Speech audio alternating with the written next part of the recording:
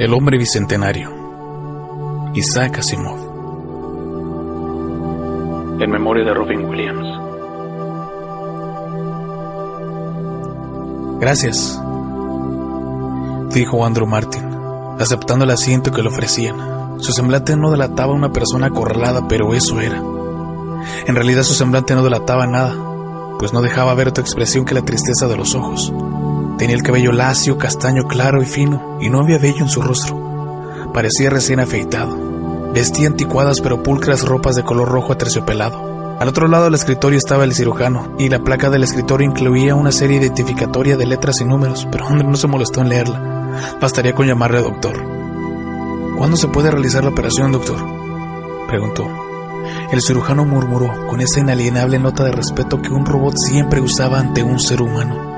No estoy seguro de entender cómo o en quién debe realizarse esa operación, señor.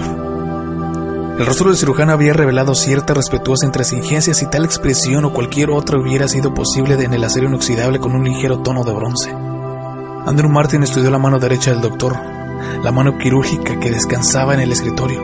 Los largos dedos estaban artísticamente modelados en curvas metálicas tan graciles y apropiadas que era fácil imaginarlas empuñando un escalpelo que momentáneamente se transformaría en parte de los propios dedos. En su trabajo no habría vacilaciones, tropiezos, temblores ni errores. Eso iba unido a la especialización tan deseada por la humanidad que pocos robots poseían ya un cerebro independiente. Claro que un cirujano necesita cerebro, pero este estaba tan limitado en su capacidad que no reconocía a Andrew. Tal vez nunca le hubiera oído nombrar. ¿Alguna vez ha pensado que le gustaría ser un hombre?, le preguntó Andrew.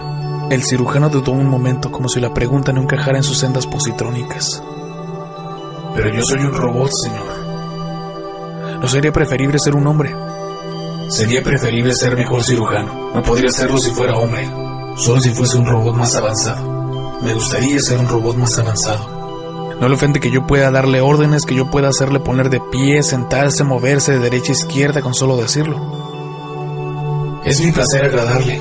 Si sus órdenes interfiriesen en mi funcionamiento respecto de usted o de cualquier otro ser humano, no le obedecería. La primera ley concerniente a mi deber para con la seguridad humana tendría prioridad sobre la segunda ley, la referente a la obediencia. De no ser así, la obediencia es un placer para mí. ¿Pero a quién debo operar? ¿A mí? Imposible. Es una operación evidentemente dañina. Eso no importa, dijo Andrew con calma. No debo infligir daño, objetó el cirujano. A un ser humano no, pero yo también soy un robot.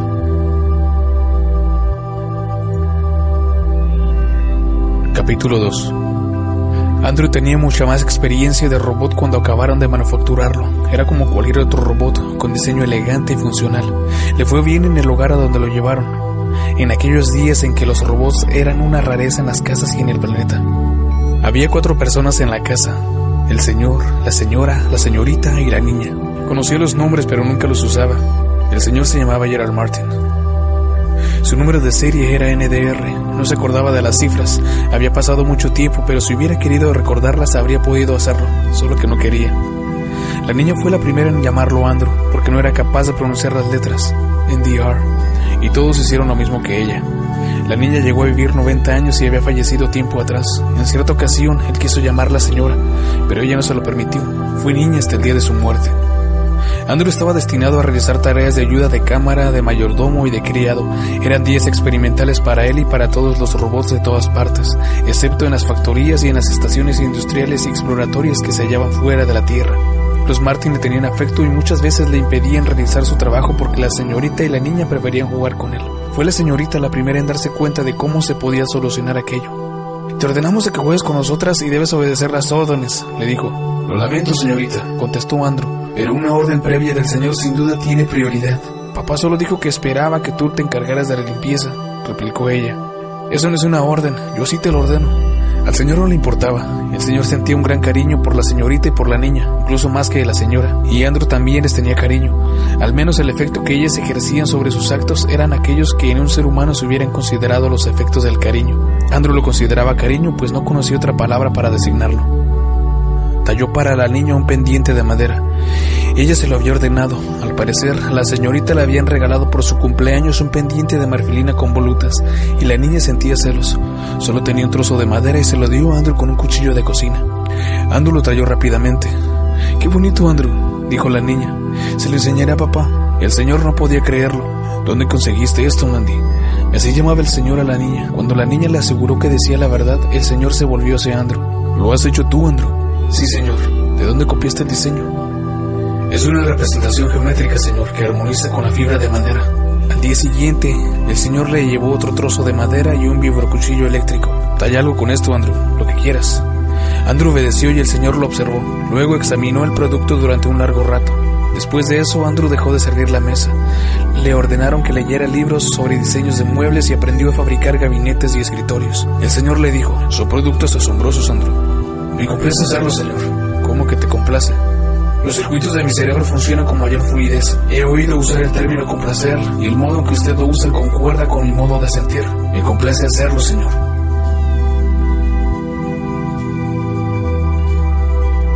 Capítulo 3.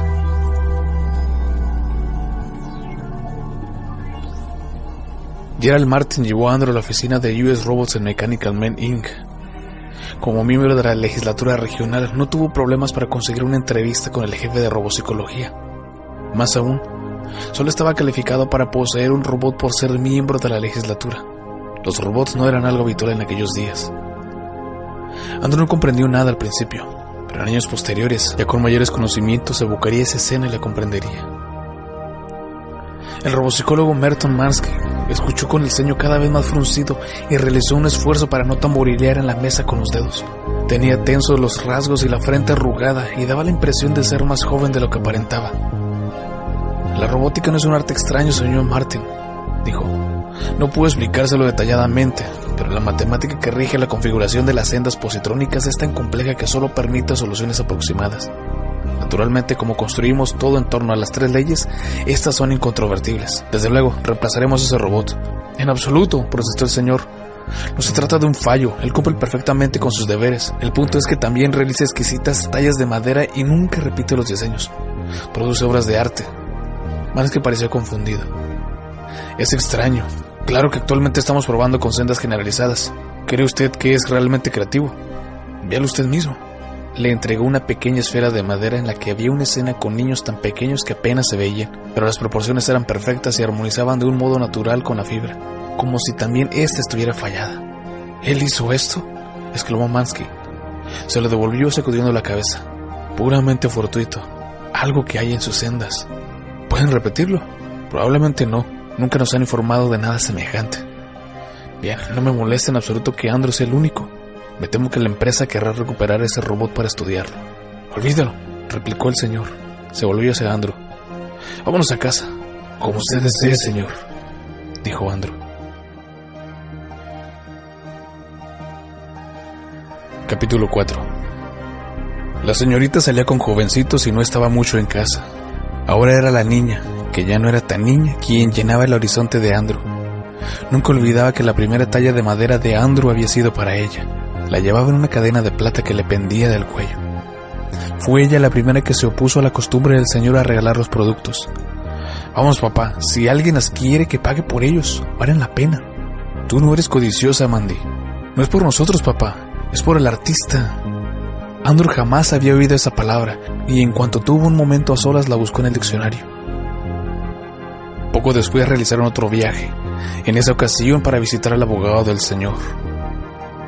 «¿Qué piensas de esto, John?», le preguntó el señor. El abogado se llamaba John Feingold. Era canoso y barrigón, y los bordes de sus lentes de contacto estaban teñidos de verde brillante. Miró la pequeña placa que el señor le había entregado. «Es bella, pero estoy al tanto. Es una talla de un robot, ese que has traído contigo». «Sí, es obra de Andrew, ¿verdad, Andrew?». «Sí, señor». «¿Cuánto pagarías por esto, John?», preguntó el señor. «No sé, no colecciono esos objetos». «¿Creerías que me han ofrecido $200 por esa cosita?». «Andrew ha fabricado también sillas que he vendido por $500. Los productos de Andrew nos han permitido depositar $200,000 en el banco». «Cielos, te estás haciendo rico, Gerald». «Solo a medias. La mitad está en una cuenta a nombre de Andrew Martin». ¿Del robot?». «Exacto, y quiero saber si es legal». «Legal». Feingold se reclinó en la silla haciéndola crujir. «No hay precedentes, Gerald». ¿Cómo firmó tu robot los papeles necesarios? Se debe hacer la firma de su nombre y yo la llevé. No lo llevé a él al banco en persona. ¿Es preciso hacer algo más? Feingold entrecerró los ojos durante unos segundos. Bueno, podemos crear un fondo fiduciario que maneje las finanzas en su nombre, lo cual hará de capa aislante entre él y el mundo hostil. Aparte de eso, mi consejo es que no hagas nada más. Hasta ahora nadie te ha detenido. Si alguien se opone, déjale que se querelle. Y te harás cargo del caso si hay alguna querella. ¿Por un anticipo? Claro que sí. ¿De cuánto? Feingold señaló la placa de madera. Algo como esto. Me parece justo, dijo el señor. Feingold se rió entre dientes mientras se volvía hacia el robot. Andrew, ¿te gustaría tener dinero? Sí, señor. ¿Qué piensas hacer con él? Pagar cosas que de lo contrario tendría que pagar el señor. Esto le ahorrará gastos al señor. Capítulo 5. Hubo ocasiones para ello. Las reparaciones eran costosas y las revisiones aún más. Con los años se produjeron nuevos modelos de robots y el señor se preocupó de que Andrew contara con cada nuevo dispositivo hasta que fue un dechado de excelencia metálica. El propio robot se encargaba de los gastos. Andrew insistía en ello. Solo sus sendas positrónicas permanecieron intactas. El señor insistía en ello. Los nuevos no son tan buenos como tú, Andrew. Los nuevos robots no sirven. La empresa ha aprendido a hacer sendas más precisas, más específicas, más particulares. Los nuevos robots no son versátiles. Hacen aquello para lo cual están diseñados y jamás desvían. Te prefiero a ti. Gracias, señor. Y es obra tuya, Andrew, no lo olvides. Estoy seguro de que Mansky puso fin a las sendas generalizadas en cuanto te echó un buen vistazo. No le gustó que fueras tan imprevisible. ¿Sabes cuántas veces pidió que te lleváramos para estudiarte? 9 veces. Pero nunca se lo permití y ahora que se ha retirado quizá nos dejen en paz. El cabello del señor disminuyó y encaneció, y el rostro se le puso fofo, pero Andrew tenía mejor aspecto que cuando entró a formar parte de la familia. La señora se había unido a una colonia artística de Europa, y la señorita era poeta en Nueva York. A veces escribían, pero no con frecuencia. La niña estaba casada y vivía a poca distancia. Decía que no quería abandonar a Andrew, y cuando nació su hijo, el señorito, dejó que el robot cogiera el biberón para alimentarlo. Andrew comprendió que el señor, con el nacimiento de ese nieto, tenía ya a alguien que reemplazara a quienes se habían ido. No sería tan injusto presentarle su solicitud. Señor, le dijo, ha sido usted muy amable al permitir que yo gastara mi dinero según mis deseos. Era tu dinero, Andrew. Solo por voluntad de usted, señor. No creo que la ley hubiera impedido conservarlo. La ley no me va a persuadir de que me porte mal, Andrew. A pesar de todos los gastos y a pesar de los impuestos, señor, tengo casi $600,000. Lo sé, Andrew. Quiero dárselos, señor. No los aceptaré, Andrew. A cambio de algo que usted puede darme, señor. ¿Qué es eso, Andrew? Mi libertad, señor. Quiero comprar mi libertad, señor.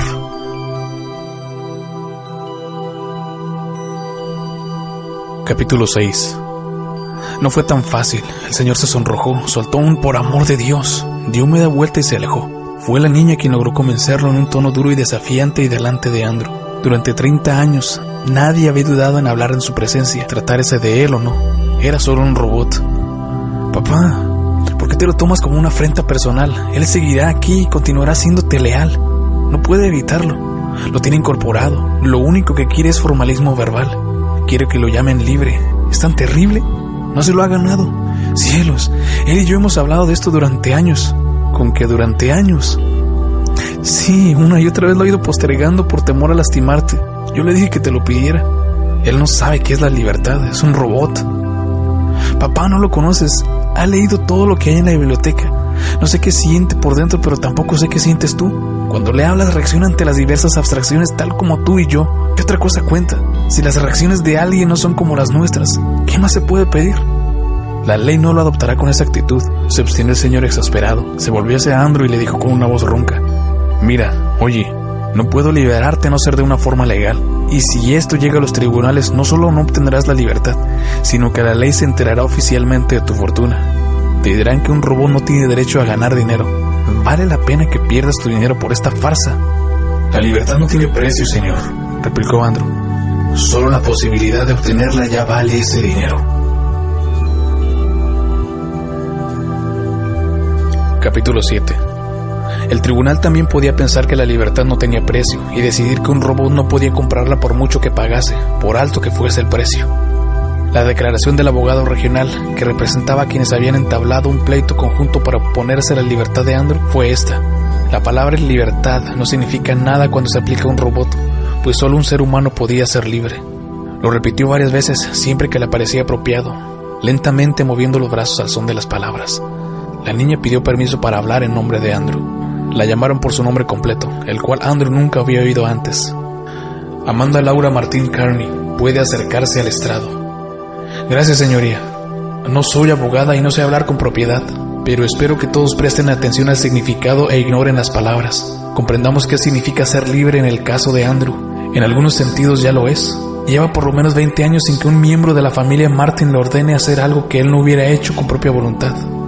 Pero si lo deseamos, podemos ordenarle cualquier cosa y expresarlo con la mayor rudeza posible, porque es una máquina y nos pertenece. ¿Por qué ha de seguir en esa situación cuando nos ha servido durante tanto tiempo y tan lealmente y ha ganado tanto dinero para nosotros? No nos debe nada más. Los deudores somos nosotros. Aunque se nos prohíba legalmente someter a Andrew a una servidumbre involuntaria, él nos serviría voluntariamente. Concederle la libertad será solo una triquiñuela verbal, pero significaría muchísimo para él.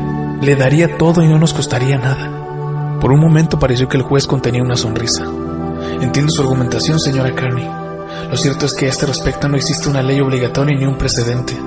Sin embargo, existe el supuesto tácito de que solo el ser humano puede gozar de libertad.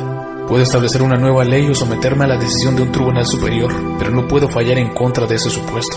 Permítame interpelar al robot. ¿Andrew? Sí, señoría. Era la primera vez que Andrew hablaba ante un tribunal y el juez se asombró de la modulación humana de aquella voz.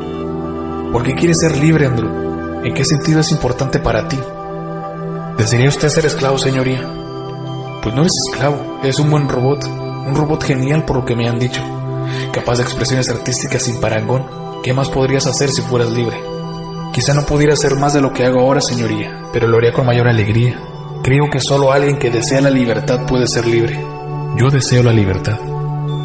Y eso le proporcionó al juez un fundamento. El argumento central de su sentencia fue: no hay derecho a negar la libertad a ningún objeto que posea una mente tan avanzada como para entender y desear ese estado. Más adelante, el Tribunal Mundial ratificó la sentencia. Capítulo 8. El señor seguía disgustado y su áspero tono de voz hacía que Andrew sintiera como si tuviese un cortocircuito. No quiero tu maldito dinero, Andrew. Lo tomaré solo porque de lo contrario no te sentirás libre.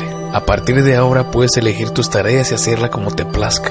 No te daré órdenes excepto esta, que hagas lo que se te plazca. Pero sigo siendo responsable de ti. Esa forma parte de la sentencia del juez. Espero que lo entiendas. No seas irascible, papá, interrumpió la niña. La responsabilidad no es una carga. Sabes que no tendrás que hacer nada. Las 3 leyes siguieron vigentes. Entonces, ¿en qué sentido es libre? ¿Acaso los seres humanos no están obligados por sus leyes, señor? No voy a discutir, dijo el señor. Se marchó y a partir de entonces Andrew lo vio con poca frecuencia. La niña iba a verlo a menudo a la casita que le habían construido y entregado. No disponía de cocina ni cuarto de baño, solo tenía 2 habitaciones. Una era una biblioteca y la otra servía de depósito y taller. Andrew aceptó muchos encargos y como robot libre trabajó más que antes, hasta que pagó el costo de la casa y el edificio se transfirió legalmente. Un día fue a verlo el señorito. No, George. El señorito había insistido en eso después de la sentencia del juez. Un robot libre no llama señorito a nadie, le había dicho George. Yo te llamo Andrew, tú debes llamarme George. El día en que George fue a verlo a solas le informó de que el señor estaba agonizando. La niña se encontraba junto al lecho, pero el señor también quería que estuviese Andrew. El señor habló con voz potente, aunque parecía incapaz de moverse. Se esforzó en levantar la mano. Andrew, dijo. Andrew. No me ayudes, George. Me estoy muriendo, eso es todo. No estoy impedido. Andrew, me alegra que seas libre. Solo quería decirte eso. Andrew no supo qué decir. Nunca había estado frente a un moribundo, pero sabía que era el modo humano de dejar de funcionar. Era como ser desmontado de una manera involuntaria e irreversible, y Andrew no sabía qué era lo apropiado decir en ese momento. Solo pudo quedarse de pie, callado e inmóvil. Cuando todo terminó, la niña le dijo: tal vez te haya parecido huraño hacia el final, Andrew, pero estaba viejo y le dolió que quisiera ser libre. Y entonces Andrew halló las palabras adecuadas. Nunca habría sido libre sin él, niña. Capítulo 9. Andrew comenzó a usar ropa después de la muerte del señor. Empezó por ponerse unos pantalones viejos, unos que les había dado George. George ya estaba casado y era abogado. Se incorporó a la firma de Fengu. El viejo Fengu había muerto tiempo atrás, pero su hija continuó con el bufete, que con el tiempo pasó a llamarse Fengu y Martin. Conservó ese nombre incluso cuando la hija se retiró y ningún Fengu le sucedió. En la época en que Andrew se puso ropa por primera vez, el apellido Martin acababa de añadirse a la firma. George se esforzó en no sonreír al verle ponerse los pantalones por primera vez, pero Andrew le notó la sonrisa en los ojos. George le enseñó a cómo manipular la carga estática para permitir que los pantalones se abrieran, le cubrieran la parte inferior del cuerpo y se cerraran. George le hizo una demostración con sus propios pantalones, pero Andrew comprendió que él tardaría en imitar la soltura de ese movimiento. ¿Y para qué quieres llevar pantalones, Andrew?, dijo George. Tu cuerpo resulta tan bellamente funcional que es una pena cubrirlo, especialmente cuando no tienes que preocuparte por la temperatura ni el pudor, y además no se ciñen bien sobre el metal. ¿Acaso los cuerpos humanos no resultan bellamente funcionales, George? Sin embargo, os cubrís. Para abrigarnos, por limpieza, como protección, como adorno. Nada de eso aplica en tu caso. Me siento desnudo sin ropa. Me siento diferente, George. ¿Diferente, Andrew? Hay millones de robots en la Tierra. En esta región, según el último censo, hay casi tantos robots como hombres. Lo sé, George. Hay robots que realizan cualquier tipo de tarea concebible. Y ninguno de ellos usa ropa. Pero ninguno de ellos es libre, George. Poco a poco Andrew mejoró su guardarropa. Le inhibían la sonrisa de George y la mirada de las personas que le encargaban trabajos. Aunque fuera libre, el detallado programa con que había sido construido le imponía un determinado comportamiento con la gente, y solo se animaba a avanzar poco a poco. La desaprobación directa lo contrariaba durante meses. No todos aceptaban la libertad de Andrew. Él era incapaz de guardarles rencor, pero sus procesos mentales se encontraban con dificultades al pensar en ello. Sobre todo evitaba ponerse ropa cuando creía que la niña iba a verlo. Era ya una anciana que a menudo vivía lejos, en un clima más templado, pero en cuanto regresaba iba a visitarlo. En uno de esos regresos, George le comentó: ella me ha convencido, Andrew. Me presentaré como candidato a la legislatura el año próximo. Del tal abuelo, tal nieto, dice ella. ¿Del tal abuelo? Andrew se interrumpió desconcertado. Quiere decir que yo, el nieto, seré como el señor, el abuelo, que estuvo un tiempo en la legislatura. Eso sería agradable, George. Si el señor estuviera... Se interrumpió de nuevo, pues no quería decir en funcionamiento, no parecía adecuado. Vivo, le ayudó George. Sí, pienso en el viejo monstruo de cuando en cuando. Andrew reflexionó sobre esa conversación. Se daba cuenta de sus limitaciones de lenguaje al hablar con George. El idioma había cambiado un poco desde que Andrew se había convertido en un ser con vocabulario innato. Además, George practicaba una lengua coloquial que el señor y la niña no utilizaban. ¿Por qué llamaban monstruo al señor cuando esa palabra no parecía la apropiada? Los libros no lo ayudaban. Eran antiguos y la mayoría trataban detalles en madera, de arte o de diseño de muebles. No había ninguno sobre el idioma ni sobre las costumbres de los seres humanos. Pensó que debía buscar los libros indicados y como robot libre supuso que sería mejor no preguntarle a George. Iría a la ciudad y haría uso de la biblioteca. Fue una decisión triunfal y sintió que su electropotencial se elevaba tanto que tuvo que activar una bobina de impedancia. Se puso un atuendo completo, incluida una cadena de madera al hombro. Hubiera preferido plástico brillante, pero George le había dicho que la madera resultaba más elegante y que el cedro bruñido era mucho más valioso.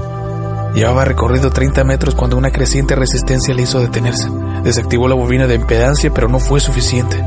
Entonces regresó a la casa y anotó cuidadosamente en un papel: estoy en la biblioteca. Lo dejó a la vista sobre la mesa. Capítulo 10. No llegó a la biblioteca. Había estudiado el plano. Conocía el itinerario, pero no su apariencia. Los monumentos al natural no se asemejaban a los símbolos del plano, y eso le hacía dudar. Finalmente pensó que debía de haberse equivocado, pues todo parecía extraño. Se cruzó con algún que otro robot campesino, pero cuando se decidió a preguntar no había nadie a la vista. Pasó un vehículo y no se detuvo. Andrew se quedó de pie, indeciso, y entonces vio venir dos seres humanos por el campo. Se volvió hacia ellos y ellos cambiaron de rumbo para salirse al encuentro. Un instante antes iban hablando en voz alta, pero se habían callado. Tenían una expresión que Andrew asociaba con la incertidumbre de los humanos y eran jóvenes, aunque no mucho. 20 años, Andrew nunca sabía determinar la edad de los humanos. Señores, ¿podrían indicarme el camino hacia la biblioteca de la ciudad? Uno de ellos, el más alto de los dos que llevaba un enorme sombrero, le dijo al otro: Es un robot. El otro tenía nariz prominente y párpados gruesos. Va vestido, comentó. El alto cascó los dedos. Es el robot libre. En casa de los Martin tienen un robot libre que no pertenece a nadie. ¿Por qué otra razón iba de usar ropa? Pregúntaselo. ¿Eres el robot de los Martin? Soy Andrew Martin, señor. Bien, pues quítate esa ropa, los robots no usan ropa.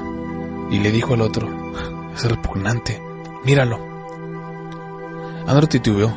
Hacía tanto tiempo que no oía una orden en ese tono de voz que los circuitos de la segunda ley se atascaron en un instante. Quítate la ropa, repitió el alto. Te lo ordeno. Andrew empezó a desvestirse. Tíralas allí, le ordenó el alto. Si no pertenece a nadie, sugirió el de nariz prominente, podría ser nuestro. De cualquier modo, dijo el alto, ¿quién va a poner objeciones en lo que hagamos? No estamos dañando ninguna propiedad. Y le indicó a Andrew, apóyate sobre la cabeza.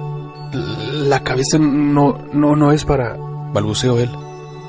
Es una orden, si no sabes cómo hacerlo, inténtalo. Andrew volvió a dudar y luego apoyó la cabeza en el suelo. Intentó levantar las piernas y cayó pesadamente. Quédate quieto, le ordenó el alto y le dijo al otro. Podemos desmontarlo. ¿Alguna vez has desmontado un robot? Nos dejará hacerlo. ¿Cómo podría impedirlo? Andrew no tenía modo de impedirlo si le ordenaban no resistirse. La segunda ley de la obediencia tenía prioridad sobre la tercera ley, la de la supervivencia. En cualquier caso no podía defenderse sin hacerles daño, y eso significaría violar la primera ley.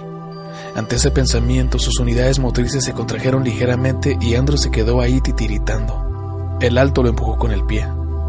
Es pesado, creo que vamos a necesitar herramienta para ese trabajo. Podríamos ordenar que se desmonte él mismo. Sería divertido verle intentarlo.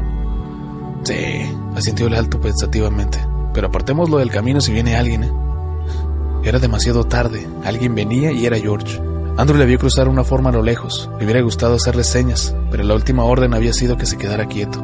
George echó a correr y llegó con el aliento entrecortado. Los dos jóvenes retrocedieron unos pasos. Andrew, ¿ha pasado algo? Estoy bien, George. Entonces ponte de pie. ¿Qué pasa con tu ropa? ¿Es tu robot amigo?, preguntó el alto. No es el robot de nadie. ¿Qué ha ocurrido aquí? Le pedimos cortésmente que se quitara la ropa.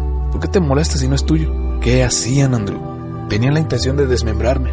Estaban a punto de trasladarme a un lugar tranquilo para ordenarme que me desmontara yo mismo. George se volvió hacia ellos. Le temblaba la barbilla.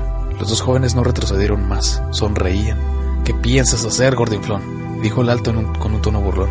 ¿Atacamos? No es necesario. Ese robot ha vivido con mi familia durante más de 70 años. Nos conoce y nos estima más que a nadie. Le diré que vosotros dos me estáis atacando y amenazando y queréis matarme. Le pediré que me defienda. Entre vosotros y yo, optará por mí. ¿Sabéis qué os ocurrirá cuando os ataque?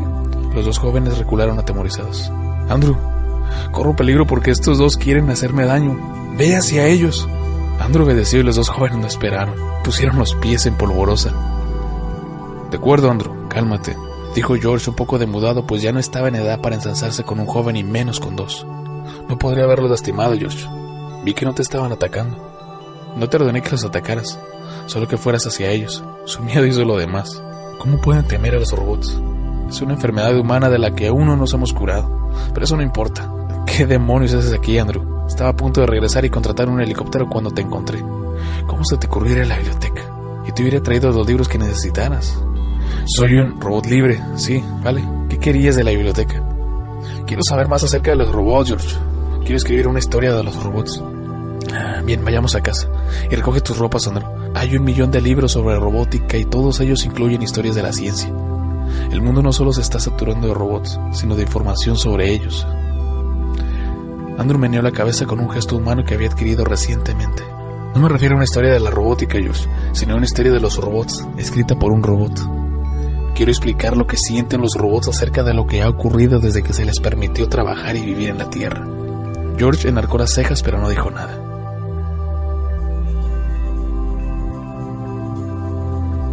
Capítulo 11. La niña ya tenía más de 83 años, pero no había perdido energía ni determinación. Usaba el bastón más para gesticular que para apoyarse. Escuchó la historia hecha una furia. Es espantoso, George. ¿Quiénes eran esos rufianes? No lo sé. ¿Qué importa? Al final no causaron daño. Pero pudieron causarlo. Tú eres abogado, George, y si disfrutas de una buena posición se debe al talento de Andrew. El dinero que él ganó es el cimiento de todo lo que tenemos aquí. Es la continuidad de esta familia y no permitiré que lo traten como un juguete de cuerda. ¿Y qué quieres que haga, madre? He dicho que eres abogado. ¿Es que no me escuchas? Prepara una acción constitutiva, obliga a los tribunales regionales a declarar los derechos de los robots, logra que la legislatura apruebe las leyes necesarias y lleve el asunto al Tribunal Mundial si es preciso.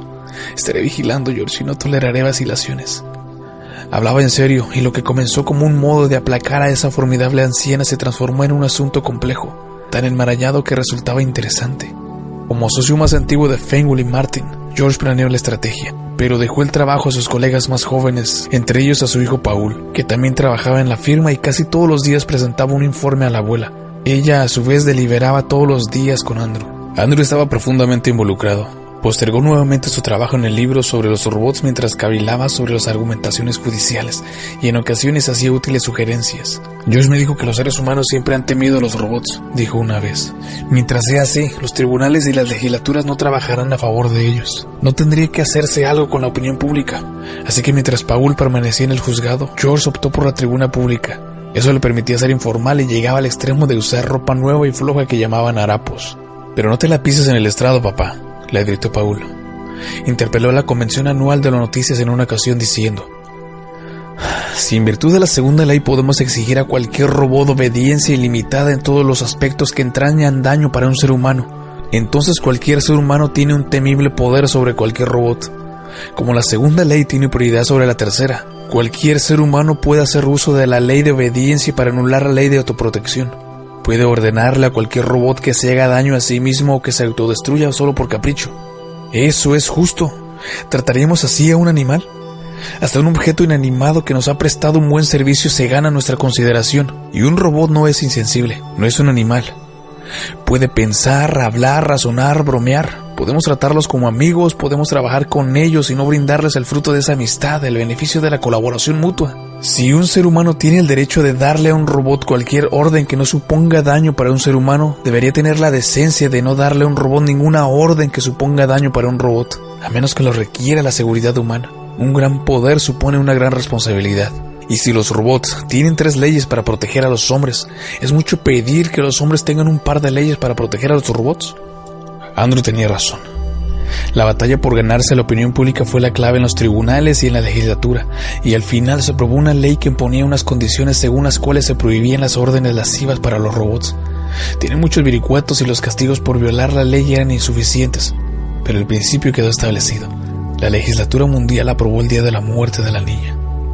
No fue coincidencia que la niña se aferrara a la vida tan desesperadamente durante el último debate y solo cejara cuando le comunicaron la victoria. Su última sonrisa fue para Andrew. Sus últimas palabras fueron: fuiste bueno con nosotros, Andrew. Murió cogiéndole la mano, mientras George con su esposa y sus hijos permanecía a respetuosa distancia de ambos.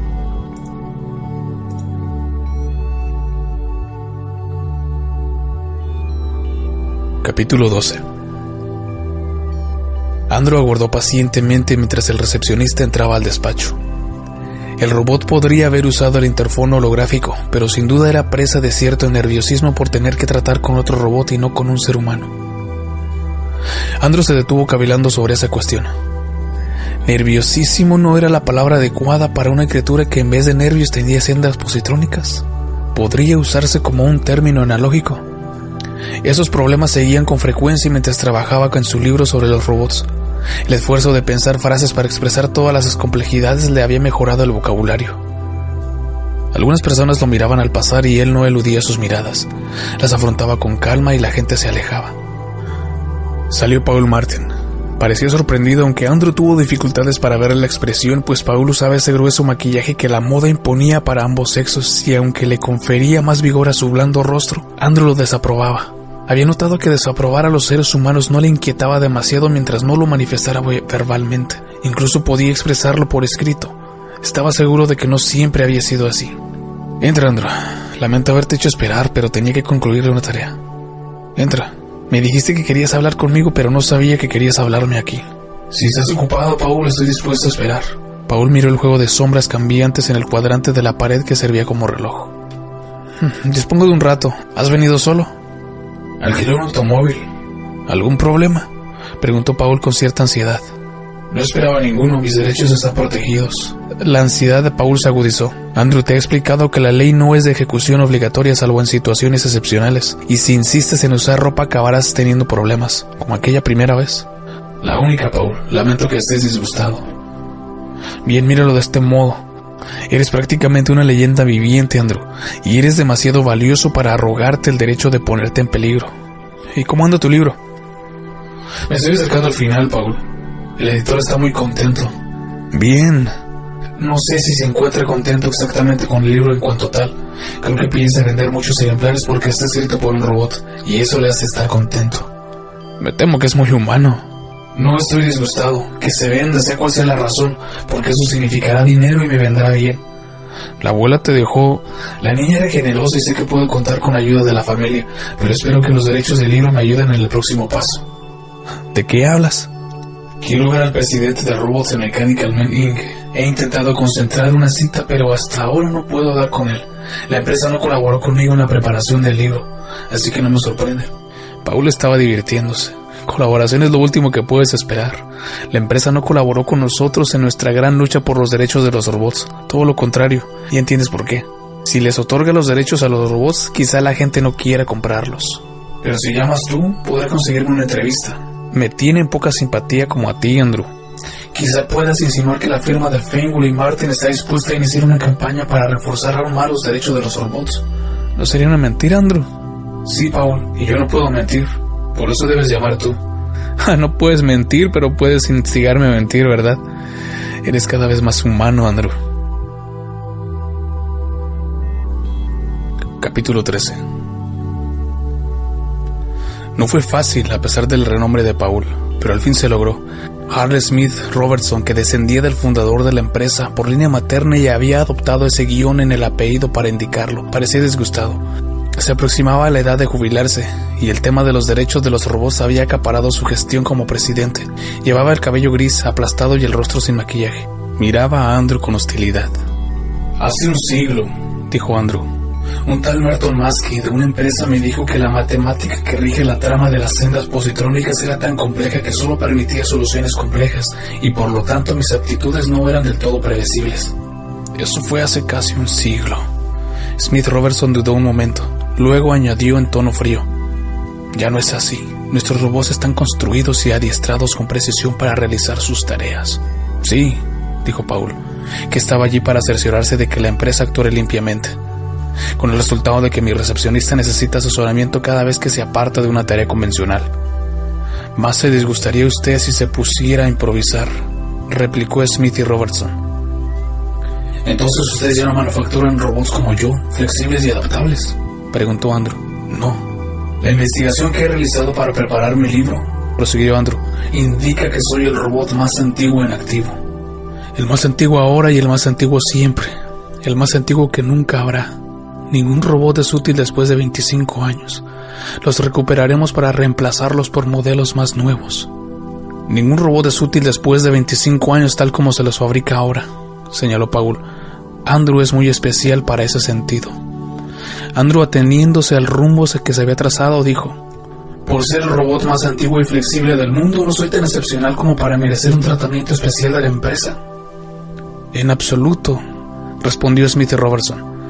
Ese carácter excepcional es un estorbo para la empresa. Si usted estuviera alquilado, en vez de haber sido vendido por una infortuna decisión, lo habríamos reemplazado hace muchísimo tiempo. Pero de eso se trata, se animó Andrew. Soy un robot libre y soy dueño de mí mismo. Por lo tanto, acuda usted a pedirle que me reemplace. Usted no puede hacerlo sin el consentimiento del dueño. En la actualidad, ese consentimiento se incluye obligatoriamente como condición para el alquiler. Pero en mi época no era así. Smith y Robertson estaba estupefacto y desconcertado y guardó silencio. Andrew observó el holograma de la pared. Era una máscara mortuoria de Susan Calvin, santa patrona de la robótica. Había muerto 2 siglos antes, pero después de escribir el libro de Andrew lo conocía tan bien que tenía la sensación de haberlo tratado personalmente. ¿Cómo puedo reemplazarte?, replicó Smith y Robertson. Si le reemplazo como robot, ¿cómo puedo darle el robot nuevo a usted, el propietario? Si en el momento del reemplazo usted deja de existir. Sonrió de un modo siniestro. No es difícil, terció Paul. La ansiedad de Andrew está asentada en su cerebro positrónico y esa parte no se puede reemplazar sin crear un nuevo robot. Por consiguiente, el cerebro positrónico es Andrew el propietario. Todas las demás piezas del cuerpo del robot se pueden reemplazar sin alterar la personalidad del robot, y esas piezas pertenecen al cerebro. Yo diría que Andrew desea proporcionarle a su cerebro un nuevo cuerpo robótico. En efecto, asintió Andrew. Se volvió hacia Smith y Robertson. Ustedes han fabricado androides, ¿verdad? Robots que tienen apariencia humana, incluida la textura de la piel. Sí, lo hemos hecho. Funcionaban perfectamente con su cutis y sus tendones fibrosintéticos. Prácticamente no había nada de metal, salvo en el cerebro, pero eran tan resistentes como los robots de metal, más resistentes en realidad. Paul se interesó. No lo sabía. ¿Cuántos hay en el mercado? Ninguno, contestó Smith y Robertson. Eran mucho más caros que los modelos de metal, y un estudio de mercado reveló que no serían aceptados. Parecían demasiado humanos. Pero la empresa conserva toda su destreza, afirmó Andrew. Deseo pues ser reemplazado por un robot orgánico, por un androide. ¡Santo cielo!, exclamó Paul. Smith y Robertson se puso rígido. Eso es imposible. ¿Por qué imposible?, preguntó Andrew. Pagaré lo que sea, dentro de lo razonable, por supuesto. No fabricamos androides. No quieren fabricar androides, dijo Paul. Eso no es lo mismo de no poseer la capacidad de fabricarlos. De todos modos, fabricar androides va con nuestra política pública. No hay ley que lo prohíba, señaló Paul. Aún así no los fabricamos ni pensamos hacerlo. Paul se aclaró la garganta. Señor Smith y Robertson, Andrew es un robot libre y está amparado por la ley que garantiza los derechos de los robots. Entiendo que usted está al corriente de ello. Ya lo creo. Este robot, como robot libre, opta por usar vestimenta. Por esa razón, a menudo es humillado por seres humanos desconsiderados, a pesar de la ley que prohíbe humillar a los robots. Es difícil tomar medidas contra infracciones vagas que no cuentan con la reprobación general de quienes deben decidir sobre la culpa y la inocencia. Nuestra empresa lo comprendió desde el principio. Lamentablemente, la firma de su padre no. Mi padre ha muerto, pero en este asunto veo una clara infracción, con una parte perjudicada. ¿De qué habla?, gruñó Smith y Robertson. Andrew Martin, que acaba de convertirse en mi cliente, es un robot libre y capacitado para solicitar a Robertson Mechanical Men Inc. el derecho de reemplazo, el cual la empresa otorga a quien posee un robot durante más de 25 años. Más aún, la empresa insiste en que haya reemplazos. Paul sonrió con desenfado. El cerebro positrónico de mi cliente es propietario del cuerpo de mi cliente, que desde luego tiene más de 25 años. El cerebro positrónico exige reemplazo del cuerpo y ofrece pagar un precio razonable por un cuerpo de androide, en calidad de dicho reemplazo. Si usted rechaza el requerimiento, mi cliente sufrirá una humillación y presentaremos una querella. Además, aunque la opinión pública no respaldará la reclamación de un cuerpo en este caso, le recuerdo que su empresa no goza de popularidad. Hasta quienes más utilizan los robots y se aprovechan de ellos recelan la empresa. Esto puede ser un vestigio de tiempos en que los robots eran muy temidos. Puede ser resentimiento contra el poderío y la riqueza de Robertson Mechanical Men Inc. que ostenta el monopolio mundial. Sea cual fuera la causa, el resentimiento existe y creo que usted preferiría no ir a juicio, teniendo en cuenta de que mi cliente es rico y que vivirá muchos siglos, lo cual le permitirá prolongar la batalla eternamente. Smith y Robertson se había ruborizado. Usted intenta obligarme a... No le obligo a nada. Si desea rechazar la razonable solicitud de mi cliente, puede hacerlo, y nos marcharemos sin decir más, pero entablaremos un pleito, como es nuestro derecho, y a la larga usted perderá. Bien, empezó Smith y Robertson y se calló. Veo que va usted a aceptar. Puede que tenga dudas, pero al fin aceptará. Le haré otra aclaración. Si al transferir el cerebro positrónico de mi cliente de su cuerpo actual a un cuerpo orgánico se produce alguna lesión, por leve que sea, no descansaré hasta haber arruinado su empresa. De ser necesario, haré todo lo posible para movilizar a la opinión pública contra ustedes si una senda del cerebro de platino iridio de mi cliente sufre algún daño. ¿Estás de acuerdo, Andrew? Andrew titubeó. Era como aprobar la mentira, el chantaje, el maltrato y la humillación de un ser humano. Pero no hay daño físico, se dijo. No hay daño físico. Finalmente logró pronunciar un tímido sí. Capítulo 14. Era como estar reconstruido. Durante días, semanas y meses, Andrew se sintió como otra persona y los actos más sencillos lo hacían vacilar. Paul estaba frenético. Te han dañado, Andrew. Tenemos que entablar un pleito. No lo hagas, dijo Andrew muy despacio. Nunca podrás probar. ¿Premeditación? Premeditación. Además, ya me encuentro más fuerte. Mejor. Es el temblor. trauma. A fin de cuentas, nunca antes se practicó semejante Andrew sentía el cerebro desde dentro, algo que nadie más podía hacer. Sabía que se encontraba bien y durante los meses que le llevó a aprender la plena coordinación y en pleno interjuego positrónico se pasó horas ante el espejo. No parecía humano, el rostro era rígido y los movimientos demasiado deliberados. Carecía de soltura del ser humano, pero quizá pudiera lograrlo con el tiempo. Al menos podía ponerse ropa sin la ridícula anomalía de tener un rostro de metal. Volver al trabajo. Paul sonrió. Eso significa que ya estás bien. ¿Qué piensas hacer? ¿Escribirás otro libro? No, respondió muy serio. Vivo demasiado tiempo como para dejarme seducir por una sola carrera. Hubo un tiempo en que era artista y aún puedo volver a esa ocupación. Y hubo un tiempo en que fui historiador y aún puedo volver a eso. Pero ahora deseo ser robobiólogo. ¿Robopsicólogo querrás decir? No, eso implicará el estudio de cerebros positrónicos y en este momento no deseo hacerlo. Un robobiólogo sería alguien que estudia el funcionamiento del cuerpo que va con ese cerebro. Eso no se llamaría robotista. Un robotista trabaja con un cuerpo de metal. Yo estudiaré un cuerpo humanoide orgánico y el único espécimen que existe es el mío. Un campo muy limitado, observó Paul. Como artista toda la inspiración te pertenecía. Como historiador estudiabas principalmente los robots. Como robobiólogo solo te estudiarás a ti mismo. Andrew asintió con la cabeza. Eso parece.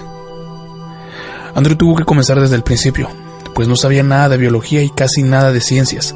Empezó a frecuentar bibliotecas donde consultaba índices electrónicos durante horas, con su apariencia totalmente normal debido a la ropa. Los pocos que sabían que era un robot no se entrometían. Construyó un laboratorio en una sala pequeña, en una sala que añadió a su casa, y también se hizo una biblioteca. Transcurrieron años. Un día Paul fue a verlo. Es una lástima que ya no trabajes en la historia de los robots. Tengo entendido que Robots and Mechanical Men está adaptando una política radicalmente nueva. Paul había envejecido y unas células fotoópticas habían reemplazado sus deteriorados ojos. En ese aspecto estaba más cerca de Andrew. ¿Qué han hecho?, preguntó Andrew. Están fabricando ordenadores centrales, cerebros positrónicos gigantescos que se comunican por microondas con miles de robots. Los robots no poseen cerebro. Son las extremidades del gigantesco cerebro y las dos están separados físicamente. ¿Es más eficiente? La empresa afirma que sí. Smith y Robinson marcó el nuevo rumbo antes de morir. Sin embargo, tengo la sospecha de que es una reacción contra ti. No quieren fabricar robots que les causen problemas como tú, y por eso han separado el cerebro del cuerpo. El cerebro no deseará cambiar de cuerpo y el cuerpo no tendrá un cerebro que desee nada. Es asombrosa la influencia que has ejercido en la historia de los robots. Tus facultades artísticas animaron a la empresa a fabricar robots más precisos y especializados.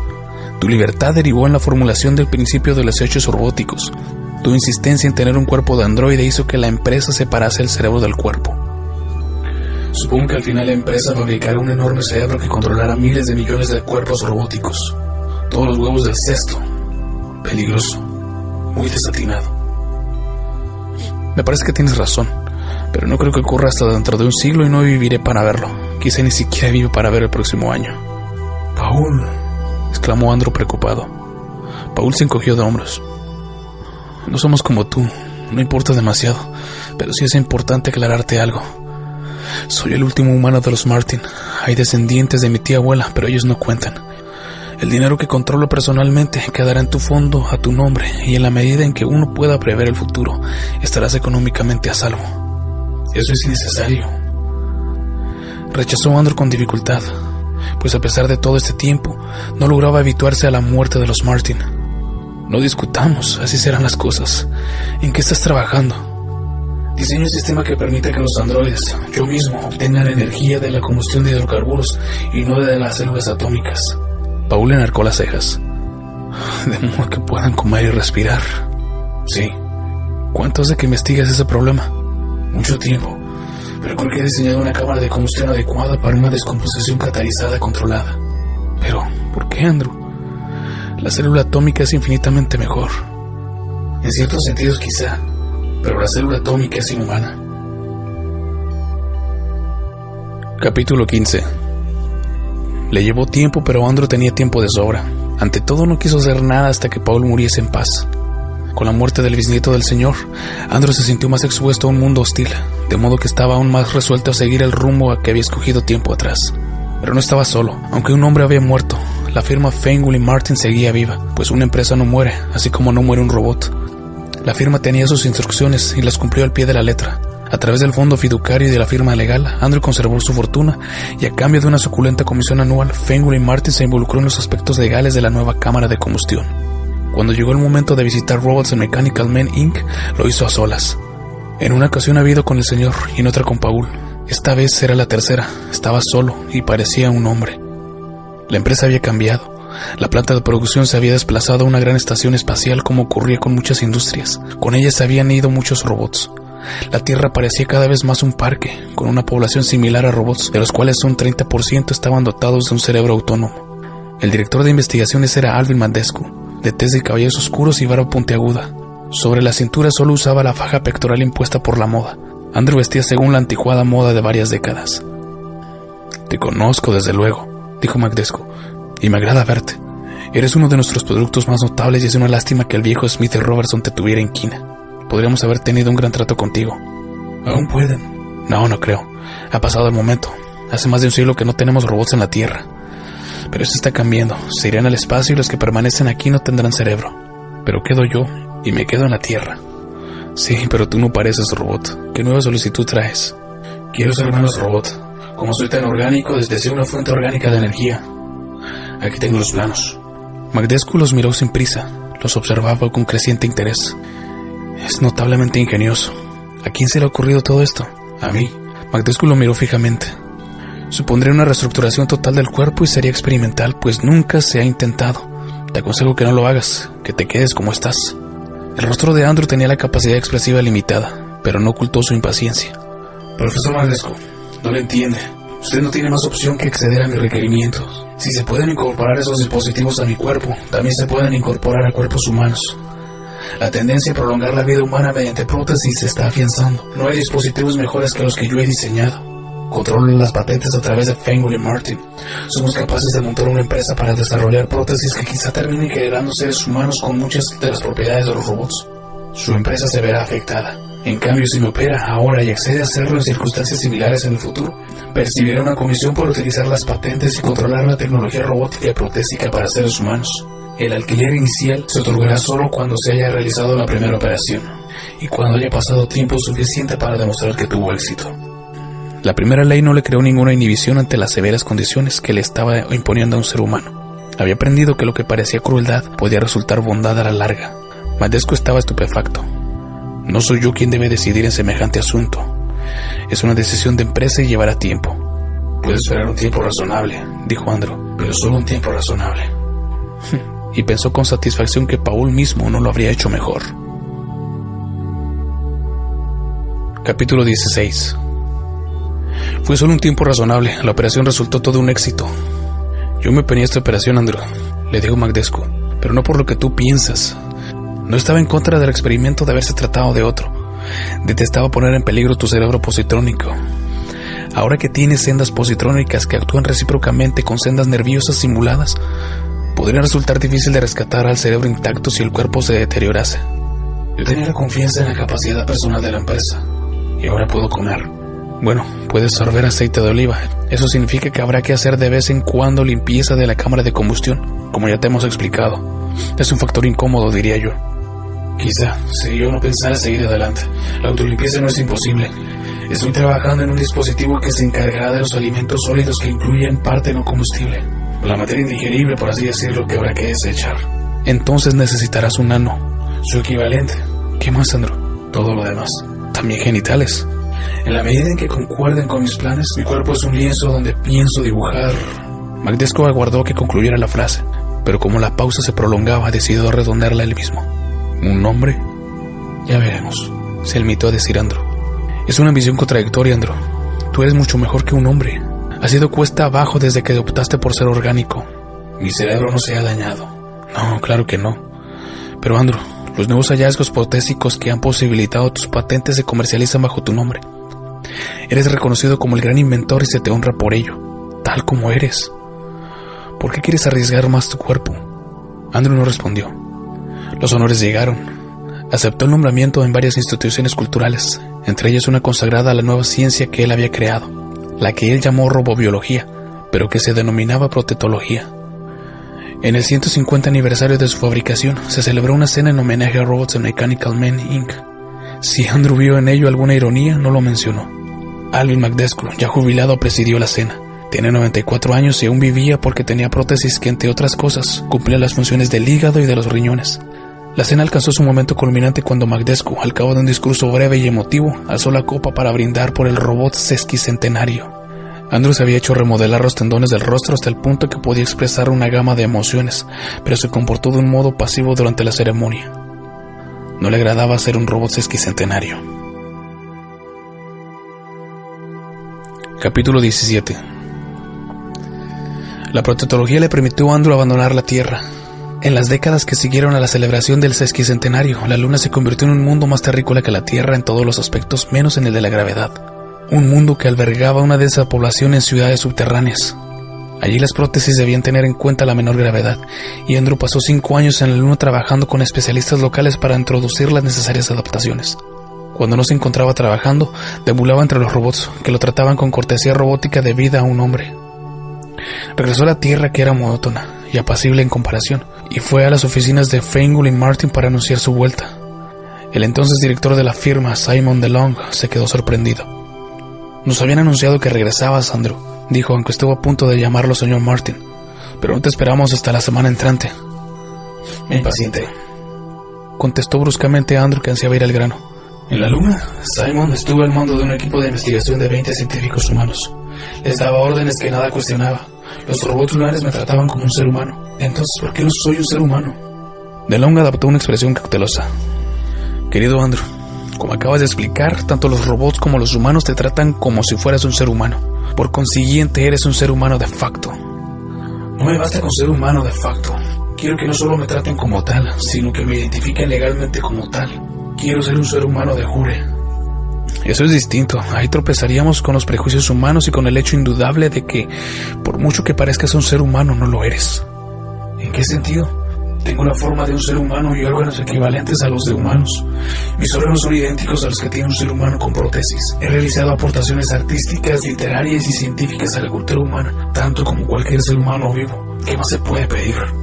Yo no pediría nada. El problema es que se necesita una ley en una legislatura mundial para definirte como un ser humano.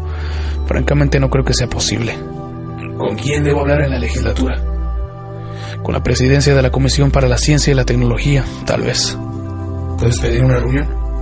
Pero no necesitas un intermediario. Con tu prestigio. No, encárgate tú. Andrew ni siquiera pensó en que estaba dándole una orden a un ser humano. En la Luna se había acostumbrado a ello. Quiero que sepan que Feingold y Martin me apoya plenamente en esto. Pues bien. Plenamente, Simon. En 173 años he aportado muchísimo a esta firma. En el pasado estuve obligado para con otros miembros de esta firma. Ahora no. Es a la inversa y estoy reclamando mi deuda. Veré qué puedo hacer, dijo DeLong. Capítulo 18. La presidenta de la Comisión para la Tecnología y la Ciencia era una asiática llamada Chi Lee Sing, con sus prendas transparentes, que ocultaban lo que ella quería ocultar mediante un resplandor. Parecía envuelta en plástico. «Simpatizo con su afán de obtener derechos humanos plenos», le dijo. «En otros tiempos de la historia hubo integrantes de la población humana que lucharon por obtener derechos plenos. Pero ¿qué derechos puede desear que ya no tenga?» «Algo muy simple. El derecho a la vida. Un robot puede ser desmontado en cualquier momento. Y un ser humano puede ser ejecutado en cualquier momento. La ejecución solo puede realizarse dentro de un marco de la ley. Para desmontarme a mí no se requiere un juicio, solo se necesita la palabra de un ser humano que tenga la autorización de poner fin a mi vida. Además...» Andrew procuró reprimir un tono implorante, pero su expresión y su voz humanizadas lo traicionaban. «Lo siento, es que debo de ser hombre. Lo he deseado durante 6 generaciones de seres humanos». Lee Sing lo miró con sus ojos oscuros. «La legislatura puede aprobar una ley declarándolo humano. Llegando el caso, podría aprobar una ley declarando humana a una estatua de piedra. Sin embargo, creo que en el primer caso serviría tan poco como para el segundo. Los diputados son tan humanos como el resto de la población, y siempre existe el recelo contra los robots. Incluso actualmente. Todos admitiríamos que usted se ha ganado a pulso el premio de ser humano, pero persistiría el temor de sentar un precedente indeseable». ¿Qué precedente? Soy el único robot libre, el único de mi tipo, y nunca se fabricará otro. Pueden preguntarse los robots de Mechanical Man. Nunca es mucho tiempo, Andrew. O si lo prefiere, señor Martin, pues personalmente le considero humano. La mayoría de los diputados se muestran reacios a sentar ese precedente, por insignificante que parezca. Señor Martin, cuente usted con mi respaldo, pero no le aconsejo que abriegue esperanzas. En realidad, se inclinó en el asiento y arrugó la frente. En realidad, si la discusión se vuelve acalorada, surgirá cierta tendencia tanto dentro como fuera de la legislatura a favorecer esa postura que antes mencionó usted, la que quieren desmontarle. Librarse de usted podría ser el modo más fácil de resolver el dilema. Piénselo antes de insistir. Nadie recordará la técnica de la protetología, a lo que me pertenece casi por completo. Parecerá cruel, pero no lo recordarán. O en todo caso lo recordarán desfavorablemente. Dirán que usted lo hizo con fines egoístas, que fue parte de una campaña para robotizar a los seres humanos o para humanizar a los robots.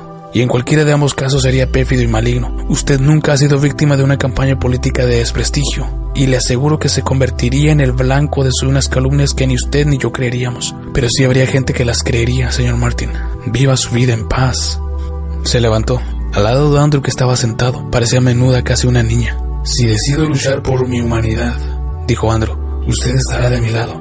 Ella reflexionó y contestó, sí, en la medida de lo posible. Si en algún momento esa postura amenaza mi futuro político, tendré que abandonarle, pues para mí no es una cuestión fundamental. Procuro ser franca. Gracias. No le pediré otra cosa. Me propongo continuar esta lucha al margen de las consecuencias y le pediré ayuda mientras usted pueda brindármela. Capítulo 19. No fue una lucha directa. Fenway Martin aconsejó paciencia y Andrew masculló que no tenía una paciencia infinita. Luego Fenway Martin inició una campaña para delimitar la zona de combate. Entabló un pleito en el que se rechazaba la obligación para pagar deudas a un individuo con un corazón protésico, alegando que la posesión de un órgano robótico lo despojaba de humanidad y de sus derechos constitucionales. Lucharon con destreza y tenacidad. Perdían en cada paso que daban, pero procurando siempre que la sentencia resultante fuese lo más genérica posible, y luego la presentaban mediante aplicaciones ante el Tribunal Mundial. Llevó años y millones de dólares. Cuando se dictó la última sentencia, DeLong festejó la derrota como si fuera un importante triunfo. Andrew estaba presente en las oficinas de la firma, por supuesto. Hemos logrado dos cosas, Andrew, y ambas son buenas. En primer lugar, hemos establecido que ningún número de artefactos le quita la humanidad al cuerpo humano. En segundo lugar, hemos involucrado a la opinión pública de tal modo que estará a favor de una interpretación amplia de lo que significa humanidad, pues no hay un ser humano existente que no desee una prótesis y eso puede mantenerlo con vida. ¿Y crees que la legislatura me concederá el derecho de la humanidad? Delon parecía un poco incómodo. En cuanto a eso, no puedo ser optimista. Queda el único órgano que el Tribunal Mundial ha utilizado como criterio de humanidad. Los seres humanos poseen un cerebro celular orgánico y los robots tienen un cerebro positrónico de platino e iridio. No, Andrew, no pongas esa cara. Carecemos de conocimientos para limitar el funcionamiento de un cerebro celular de estructuras artificiales parecidas al cerebro orgánico, así que no se puede incluir en la sentencia. Ni siquiera tú podrías lograrlo. ¿Qué haremos entonces? Intentarlo, por supuesto. La diputada Liz Singh estará de nuestra parte y también en una cantidad creciente de diputados. El presidente sin duda seguirá la opinión de la mayoría de la legislatura en este asunto. ¿Contamos con una mayoría? No, al contrario. Pero podríamos obtenerla si el público expresa su deseo de que se te incluya en una interpretación amplia de lo que significa humanidad. Hay pocas probabilidades, pero si no deseas abandonar, debemos arriesgarnos. Capítulo 20. La diputada Liz Singh era mucho más vieja que cuando Andrew la conoció. Ya no llevaba aquellas prendas transparentes, sino que tenía el cabello corto y vestía una ropa tubular. En cambio, Andrew aún se atenía, dentro de los límites de lo razonable, al modo de vestir que predominaba cuando él comenzó a usar ropa un siglo atrás. Hemos llegado tan lejos como pudimos, Andrew.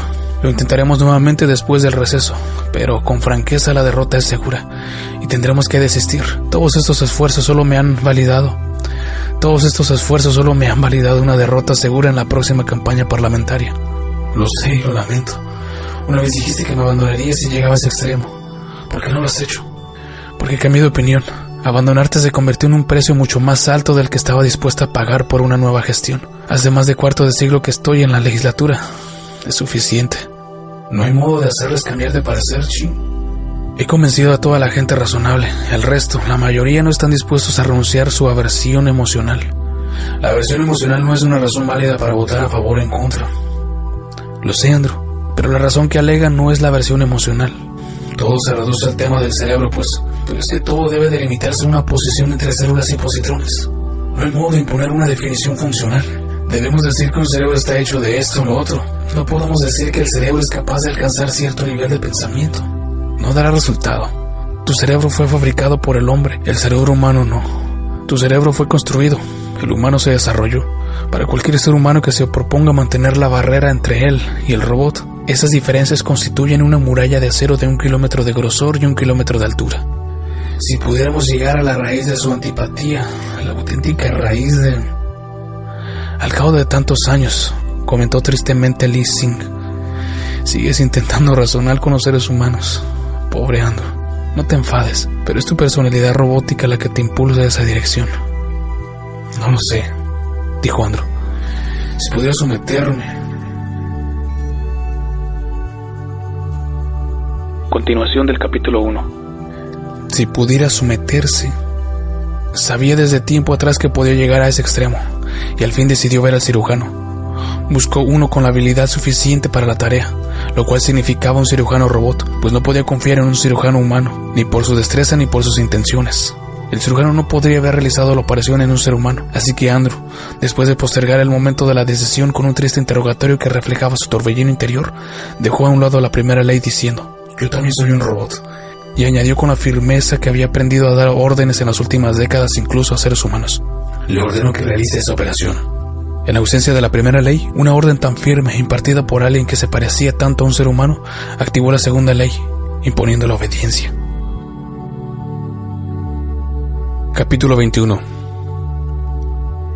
Andrew estaba seguro de que el malestar que sentía era imaginario. Se había recuperado de la operación, no obstante se apoyó disimuladamente contra la pared. Sentarse sería demasiado revelador. La votación definitiva será esta semana, Andrew, dijo Lee Sing. No he podido retrasarla más y perderemos. Ahí terminará todo, Andrew. Te agradezco tu habilidad para la demora. Me ha proporcionado el tiempo que necesitaba y he corrido el riesgo que debía correr. ¿De qué riesgo hablas?, preguntó Lee Sing con manifiesta preocupación. No podía contártelo a ti ni a la gente de Fenway Martin, pues sabía que me detendrías. Mira, si el problema es el cerebro, ¿acaso la mayor diferencia no resiste a la inmortalidad? ¿A quién le importa la apariencia, la constitución y la evolución del cerebro? Lo que importa es que las células cerebrales mueren, que deben morir. Aunque se mantengan o se reemplacen los demás órganos, las células cerebrales, que no se pueden reemplazar sin alterar y matar la personalidad, deben morir con el tiempo. Mis cenas positrónicas han durado casi 2 siglos sin cambios y pueden durar varios siglos más. No es la barrera fundamental. Los seres humanos pueden tolerar que un robot sea inmortal, pues no importa cuánto dure esa máquina, pero no pueden tolerar a un ser humano inmortal, pues su propia inmortalidad solo es tolerable siempre y cuando sea universal. Por eso no quieren considerarme humano. ¿A dónde quieres llegar, Andrew? He eliminado ese problema. Hace décadas mi cerebro positrónico fue conectado a nervios orgánicos. Ahora una última operación ha reorganizado esas conexiones de tal modo que lentamente mis sendas pierdan potencial. La azorada Lee Sing cayó un instante, luego apretó los labios. ¿Quieres decir que has planeado morirte, Andrew? Es imposible, eso viola la tercera ley. No. He escogido entre la muerte de mi cuerpo y la muerte de mis aspiraciones y deseos. Habría violado la tercera ley si hubiese permitido que mi cuerpo viviera a costa de una muerte mayor. Lee Sing le agarró del brazo como si fuera a sacudirle. Se contuvo. Andrew, no dará resultado. Vuelve a tu estado anterior. Imposible. Se han causado muchos daños. Me queda 1 año de vida. Duraré hasta el 2.º centenario de mi construcción. Me permití esa debilidad. Vale la pena. Andrew, eres un necio. Si consigo la humanidad, habría valido la pena. De lo contrario, mi lucha terminará y eso también habría valido la pena. Lee Sing hizo algo que la asombró. Rompió a llorar en silencio. Capítulo 22. Fue extraño el modo en que ese último acto capturó la imaginación del mundo. Andrew no había logrado conmover a la gente con todos sus esfuerzos, pero había aceptado la muerte para un ser humano y ese sacrificio fue demasiado grande para que lo rechazaran. La ceremonia final se programó deliberadamente para el 2.º centenario. El presidente mundial debía firmar el acta y darle carácter de ley, y la ceremonia se transmitía por una red mundial de emisoras y se vería en el estado de la luna e incluso en la colonia marciana. Andrew iba en una silla de ruedas, aún podía caminar, pero con gran esfuerzo. Ante los ojos de la humanidad, el presidente mundial dijo: hace 50 años, Andrew fue declarado el robot sesquicentenario. Hizo una pausa y añadió solemnemente: hoy, el señor Martin es declarado el hombre bicentenario. y Andrew, sonriendo, extendió la mano para estrecharla del presidente. Capítulo 23. Andrew yacía en el lecho. Sus pensamientos se disipaban. Intentaba agarrarse a ellos con desesperación. Un hombre. Era un hombre. Quería serlo desde su último pensamiento. Quería disolverse, morir siendo hombre. Abrió los ojos y reconoció a Lee Sin, que aguardaba solemnemente. Había otras personas, pero solo eran sombras irreconocibles. Únicamente Lee Sin se recortaba contra ese fondo cada vez más borroso. Andrew tendió la mano y sintió vagamente el apretón. Ella se esfumaba ante sus ojos mientras sus últimos pensamientos se disipaban. Pero antes de que la imagen de Lee Sin se desvaneciera del todo, un último pensamiento cruzó la mente de Andrew por un instante fugaz. «Niña», susurró, en voz tan queda que nadie le oyó.